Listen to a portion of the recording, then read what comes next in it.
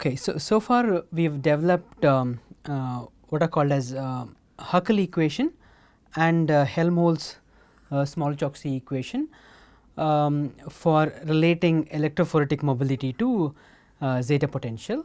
Now we will look at what is called as a Henry's solution for the same. Before we do that, a quick recap of the two equations. So one is what is called the Huckel equation, and the other one is Helmholtz-Smoluchowski. So that's a general expression with C taking a value of 2/3 for Huckel's limit and C taking a value of 1 for Helmholtz-Smoluchowski equation. So, and as we have discussed, so these solutions are applicable only for certain condition, that is when k times r is less than 0.1 or k times r is greater than 100. Just to talk about the need for developing Henry's equation, what you have is a plot of rs, that is the radius of the spherical particle, and on the x axis you have the concentration of the particle expressed in moles per liter, and for the concentration that I know that are given, I can calculate what is kappa, because we know that there is an expression that relates kappa to the concentration of colloids. So therefore I could calculate what is kappa times rs value. So let us take so what you see is there are two lines.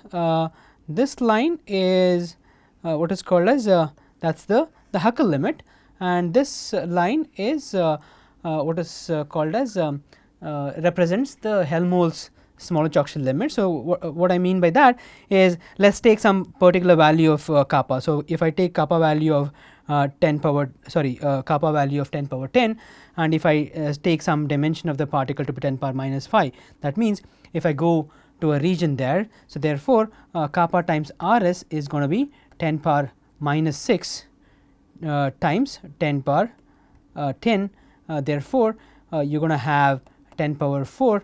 So therefore kappa times rs in this case is larger than 100, therefore one could use the Smoluchowski limit for converting the mobility value that have been measured to obtain the zeta potential. Okay. However, if I take like say a typical value, for example 10 power minus 9 as the particle dimension, that is, now we are talking about, in this case we are talking about 10 power minus 9 meter is the dimension. That means we are talking about nanoparticles. The particles are 1 nanometer in size. So therefore, and if I take a corresponding kappa value to be 10 power 7, therefore kappa times rs takes the value of 10 power minus 9 times 10 power 7, so which is 10 power 0.01, right. So therefore 10 power minus 2. So therefore again the what we have considered now, it again falls into the regime of k times rs less than 0.1, because the value of k times rs that we have got is 0.01. So therefore, so if I take for any value of rs and kappa in this range,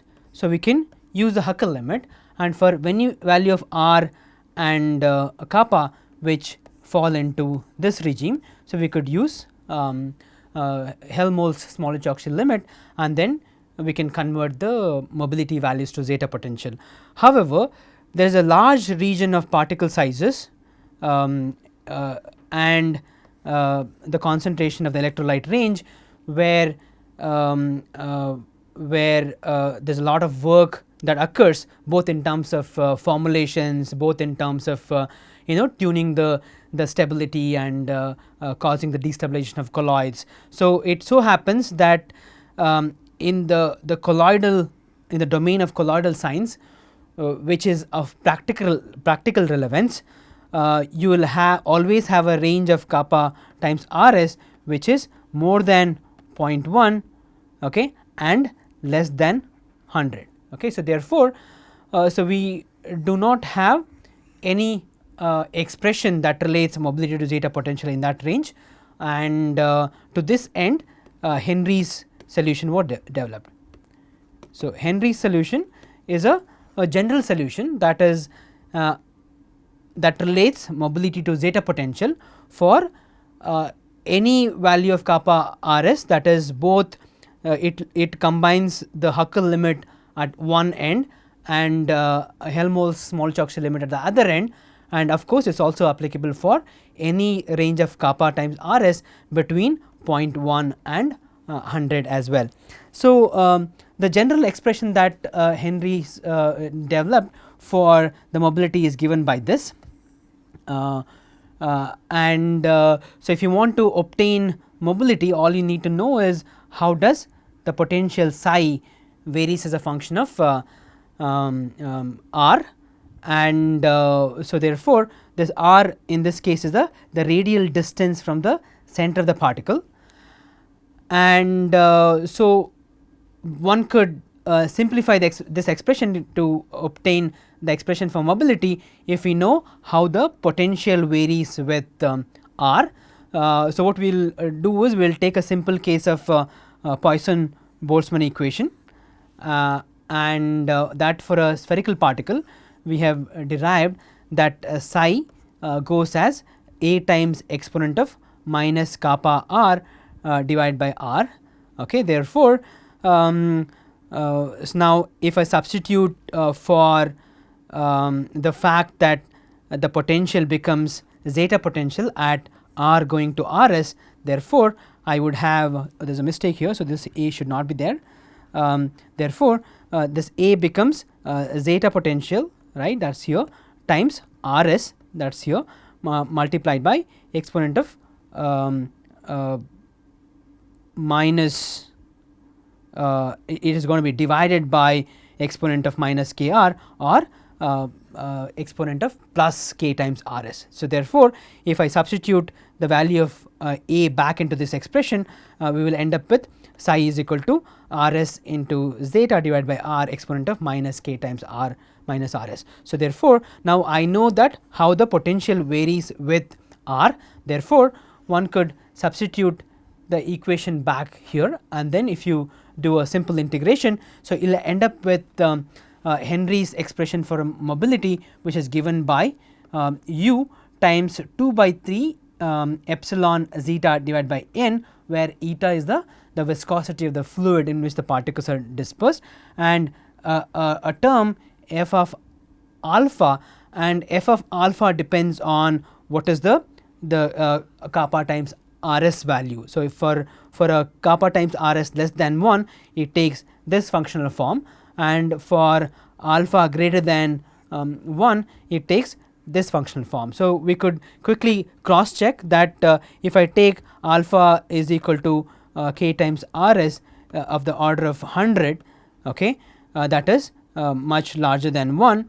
So, therefore, f of alpha becomes 3 by 2 minus, and because we are talking about alpha to be 100, therefore, you have 9 by 2 times 1 over 100 term, and so therefore, all the terms can be neglected. So, you will end up with f of alpha is equal to 3 by 2. Therefore, expression u is equal to 2 by 3 epsilon zeta divided by eta times 3 by 2 for kappa times r about 100. Therefore, u becomes epsilon into zeta by eta. Therefore, we essentially recover the Helmholtz-Smoluchowski limit, and similarly, if you take the expression that corresponds to alpha less than 1, therefore, if I take alpha to be very small, for example, k times rs is of the order of say 0.1, then again what you will have is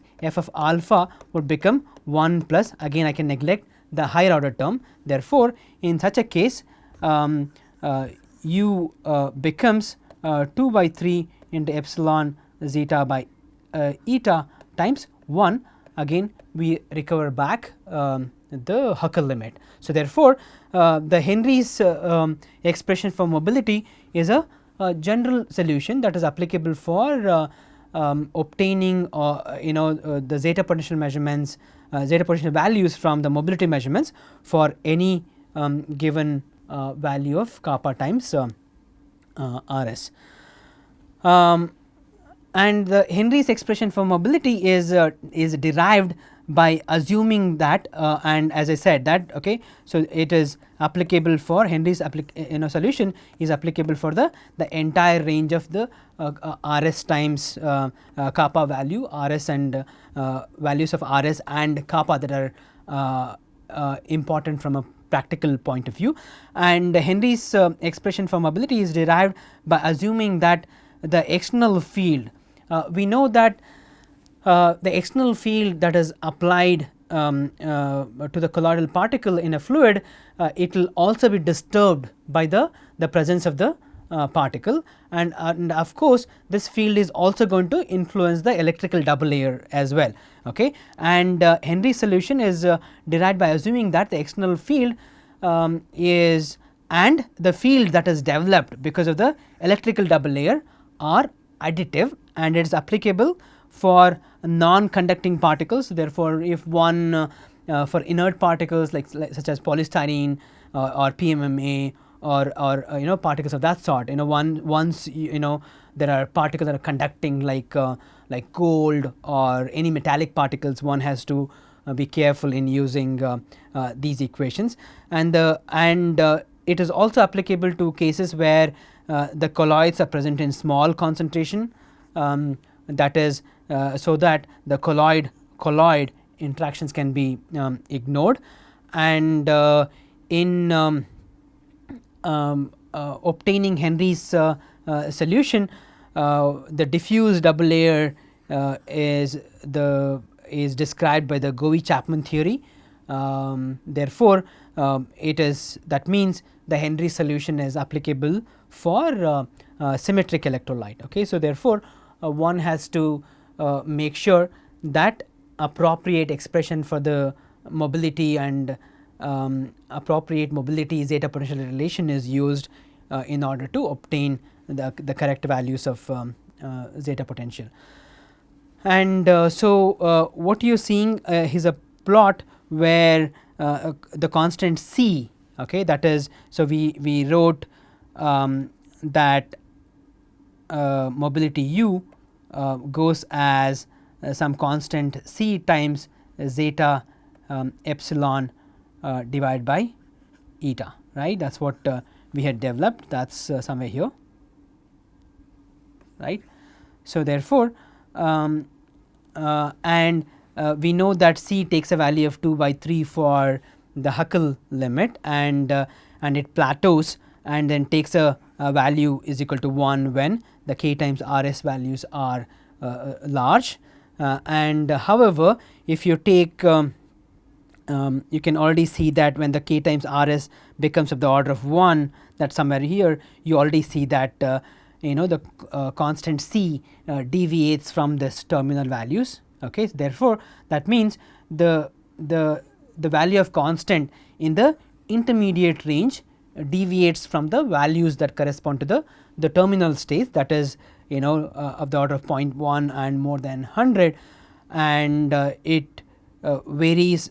The nature of variation is actually captured by Henry's equation, and you will see that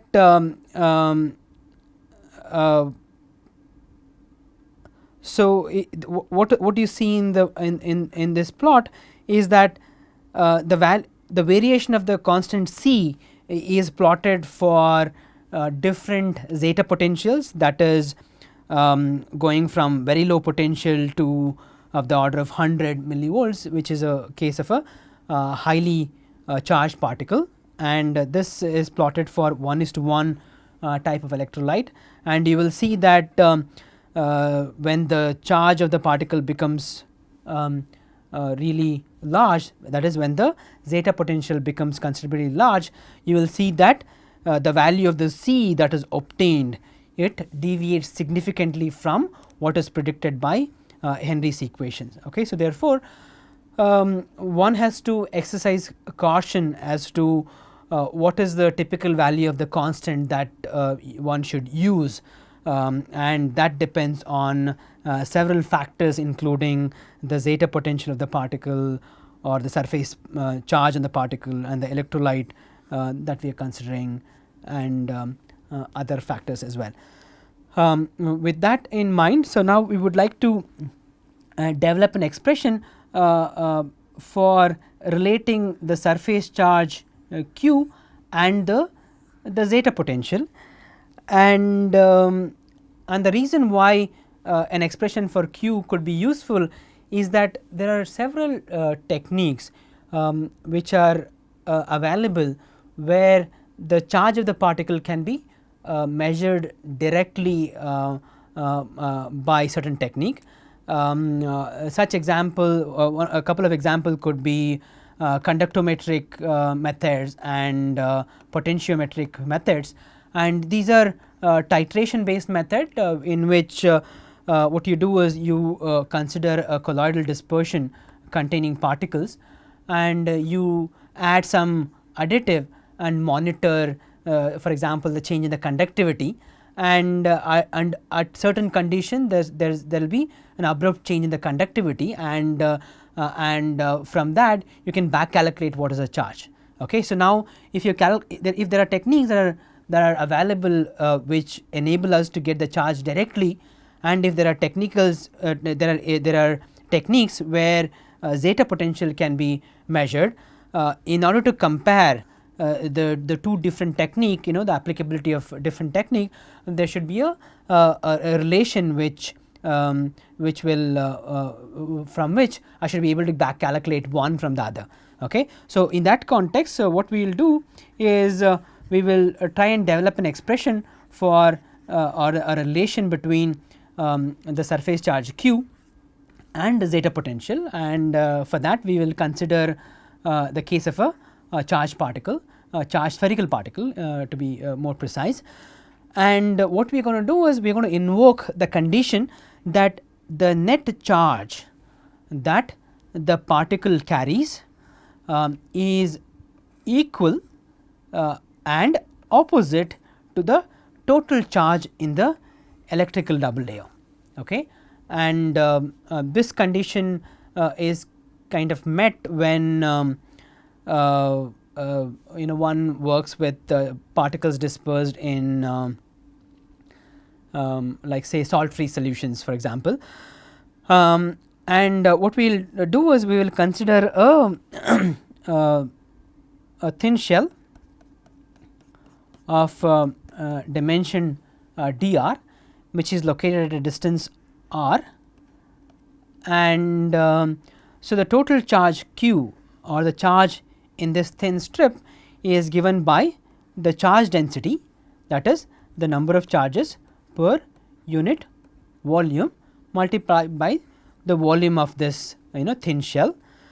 And if you want to calculate the total charge q, you can integrate this expression over the whole double layer. That means q is given by and you have a negative sign because the charge on the particle and the charge in the double layer, they are equal and opposite in sign, and therefore q can be obtained by integrating this expression for the limits going from Rs to infinity, wherein Rs corresponds to the surface of the charged particle, and we are accounting for all the ions all the way up to infinity. So, infinity what we essentially mean is that we are considering distances which are larger than double layer thickness, right. So, therefore, one could obtain q from this, and if I want to integrate this, I should know what is rho star, that is the charge density, and for that we are going to again invoke the Poisson-Boltzman equation, and we know that for a spherical coordinate system, and if you are considering the variation of the potential only in the r direction, 1 over r square into d by dr of r square d psi by dr should be equal to minus rho star times epsilon. I can replace for rho star from this expression. Therefore, I have minus epsilon times 1 over r square into d by dr of r square d psi by dr times this is the volume term, and this gets sorry, I am sorry about that, this and this get cancelled. So, therefore, I have 4 pi epsilon, that is the constant, and because of the fact that I have one negative sign that was coming from the fact that the charges are in the solution are opposite to that of the particle, that I have one negative sign there, and there is one negative sign comes from the Poisson-Boltzman equation. Therefore, they both get cancelled. So, therefore, I have a positive sign here, and times d by dr of r square d psi by dr at times dr, right. So, therefore, now to obtain the total charge q, I can integrate the expression. Therefore, q would be minus, okay, I have again so there is a negative sign here, okay, that is positive, and okay. So, yeah, we will just come back to that. So, so q essentially goes as 4 pi epsilon r square into d psi by dr at and of course, I have these two limits. Therefore, q becomes the constant term multiplied by this term at infinity and this term at 0, and we know that the potential is 0 at a distance much larger than kappa inverse, that is at infinity. Therefore, this term becomes 0. Therefore, q becomes 4 pi epsilon into r square d psi by dr at r s. Okay. And we know how the potential varies with r for a spherical particle system. So, therefore, I know that psi is equal to psi naught r s divided by r exponent of minus kappa times r minus r s. I can differentiate this with respect to dr.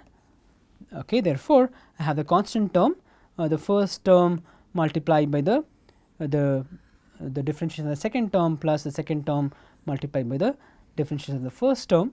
So, therefore, d psi by dr at r s essentially becomes minus zeta, that is because at r is equal to r s, psi becomes zeta, right. That is what, therefore, I have a zeta there, and times kappa plus 1 divided by r s, and I can take r s common, essentially if I take 1 over r s common, therefore, I end up with my d psi by dr at r s is equal to minus zeta divided by r s times kappa times r s plus 1.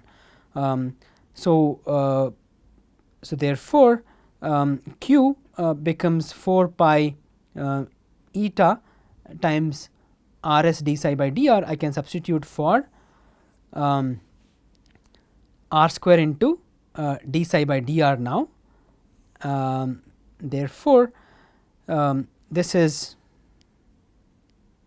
right. So, this is so d psi by dr, you know, at r s. So, therefore, r square at r s is r s square, capital R s square, right, and instead of d psi by dr at r s, I have minus zeta divided by r s into kappa times r s plus 1. This and one term gets cancelled. So, therefore, what we have is this and this gets cancelled. Therefore, there is 4 pi epsilon, okay, into zeta times r s times 1 plus kappa times r s. Okay. Therefore, so there this is the relation between the charge q on the particle surface and the zeta potential, the size of the particle, and the concentration of the electrolyte that you have in the solution, which determines what is the kappa values. Okay. So, now once we have a way to relate zeta potential to q, one can compare the Q that is obtained by other methods and see what is the one-to-one correlation. Is there a one-to-one correlation, or are there other effects that are neglected in one method or the other, can be inferred from such a treatment. I would like to talk a little bit about zeta potential measurements and some important considerations that one should worry about. We should always do zeta potential measurements under known salt conditions. That is because you can prepare a colloidal dispersion and then just plug the sample into one of the instruments that are used for measuring mobility. So, you may be able to get the value of mobility from the instrument. However, to choose an appropriate method to convert the electrophoretic mobility to zeta potential, we know that kappa times Rs is a important factor, right. So, whether you use a Huckel limit or a Helmholtz-Smoluchowski or Henry's solution, or whether we are working with 1:1 electrolyte or symmetric electrolyte in general or asymmetric electrolyte. So, depending upon the conditions that are being used or the solution conditions under which the mobility measurements have been made, one should be able to choose an appropriate relation between the mobility and zeta potential. So, therefore, knowing the salt concentration is of utmost importance, because once you know that, I can get kappa, and of course, I should have an idea about what is the size of the dimension of the particle, and therefore, a combination of that is what should be used or what should be calculated in order to use an appropriate expression for converting mobility to zeta potential. Suppose if there are if you do not know the salt concentration. So, one of the method could be that you could measure the conductivity of the dispersion, and because we know that the conductivity can be related to the ionic concentration of the particle, and again from the ionic concentration I can calculate what is kappa. So, therefore, if the salt concentrations are not known, one of the nice method could be you measure the conductivity of the solution, and then appropriately convert the conductivity data to ionic concentration, and then use ionic concentration data to back calculate what is the inverse Debye screening length, that is kappa value. And the third consideration is that always use a dilute concentration of colloids, and a rule of thumb would be that if you take the dispersion of particles in a fluid, right. For example, if one is working with say latex particles, that is say polystyrene particles, we know that these dispersions appear turbid. So, therefore, you use such a low concentration that if you put a finger on the other side of the cuvette that contains these solutions, your finger should be visible clearly. So, typical concentration that one uses would be of the order of 0.001 volume percentage, or some concentration of that order. So, therefore, and the reason why this is important is because at higher concentration the colloidal interactions would become important, right. So, because whatever theories that have been developed, they are applicable for conditions where the colloidal particle is assumed to move in isolation. Therefore, the presence of any other particle in the vicinity is going to affect the measurements. Therefore, carry out measurements at as dilute a concentration as possible. And the last point is the theory that have been discussed are applicable for spherical particles so far, right, whatever we discussed, and they are also applicable under certain limiting conditions, right. So, therefore, if one is interested to look at particles of other shape, such as like say rod like particles or disc shaped particles or elliptical particles, one has to look for appropriate theory. There have been some developments in the field. So, one should refer to the latest literature and then use an appropriate solution to calculate zeta potential from these measurements. Also, there are several issues that have been omitted in the development that we have discussed. One is what is called as a retardation effect.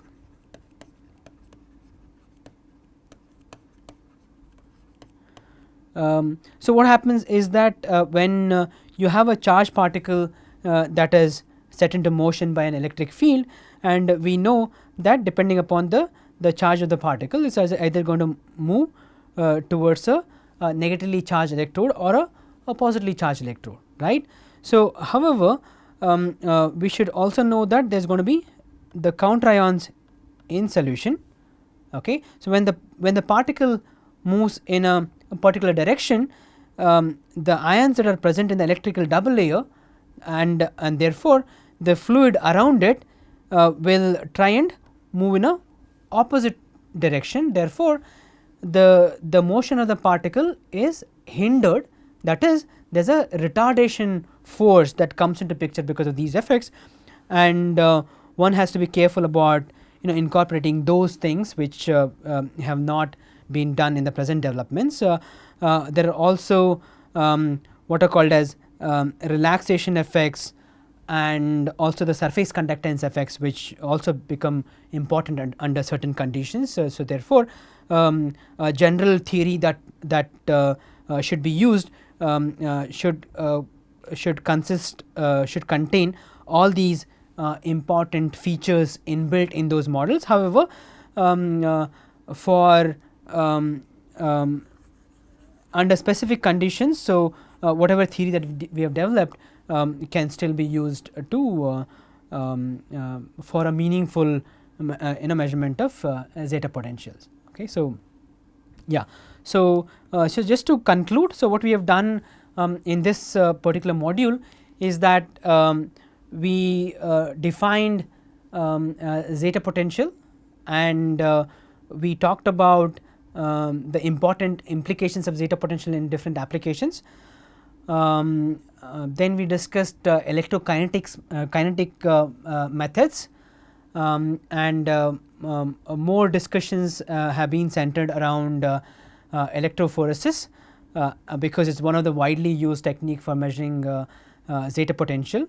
Then we discussed the relationship between the mobility and zeta potential. So, we started with talking about mobility of an isolated ion, followed by the mobility of charged particle, assuming that the charged particles can be treated as macro ions, and then we developed a relation between the electrophoretic mobility and the zeta potential in several cases, Huckel's limit and Helmholtz-Smoluchowski limit, as well as Henry's equation, which is valid for the entire range of kappa times RS value. And we finally discussed about what are the important considerations one should think about when measuring zeta potential from any given technique.